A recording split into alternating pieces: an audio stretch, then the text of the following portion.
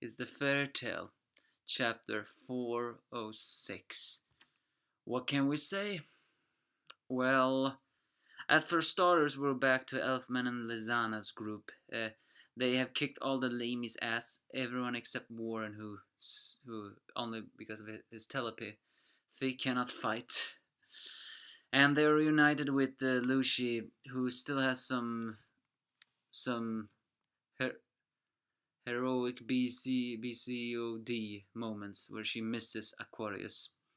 Elsewhere, Gajiel Juvia, that carries Juvia, and who still murders Grace Sama's name, only for Gajiel to say it's Gajiel Sama, together with Levi, is getting to Porcellinium. Although, while Grey, albeit still wounded, has found something weird, and they set a new power. They're also reunited with Doran Bolto and Wendy, and many of the guy perverts are actually reacting quite shockingly when they see Wendy in short hair. She begins to tell them the strategy. Back to the Marde Geer fight. It revealed that the reason why Marde Geer never loses his cool is because he finds that an emotion to be unworthy of him, or more like it's gonna disturb him from his real purpose. Is the dignified underworld king that his master End gave this position to until his mission is fulfilled, so he will take that honorably, according to him, or something like that.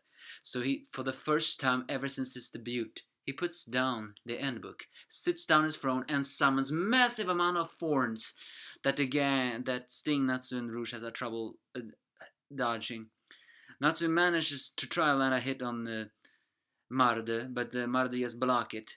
Then he uses his breath to catapult him in the air, finally calling Sting and Rouge for help. They both mentioned that he finally committed that he should not mess around with Marde Geer. They do a Union's raid of Holy Shadow Dragon's Flash Fang. However, somehow Marde Geer just absorbs the damage. Elsewhere, Natsu tries to do a Lightning Flame Dragon Fire Hammer, but Marde Geer also absorbs that, or manages to block it and throw Natsu away. He then lands skillfully on his throne that also lands back on ground. Completely badassly. I mean, I gotta admit, that was badass. The way he fought.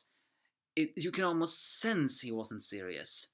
I mean, being launched in the air, just doing like that. If you thought he was just dancing with them before, now he's really dancing.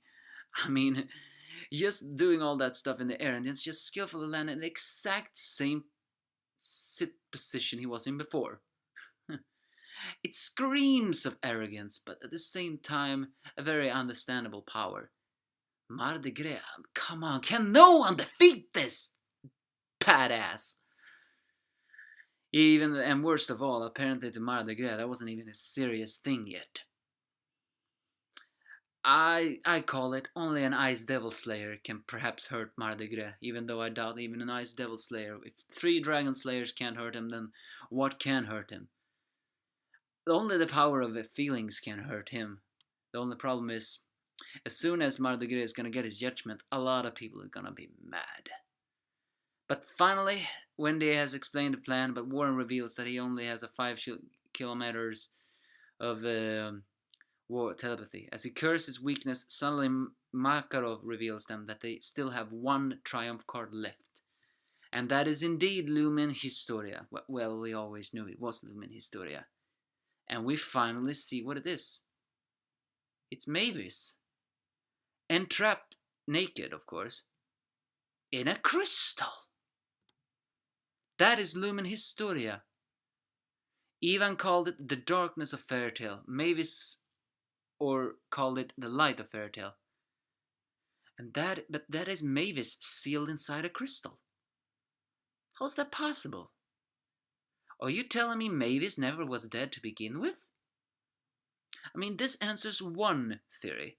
In all of her appearances, even in her backstory manga called Fairytale Fairytale Zero, it looks exactly the same as she looks now, even when she formed the Fairytale Guild.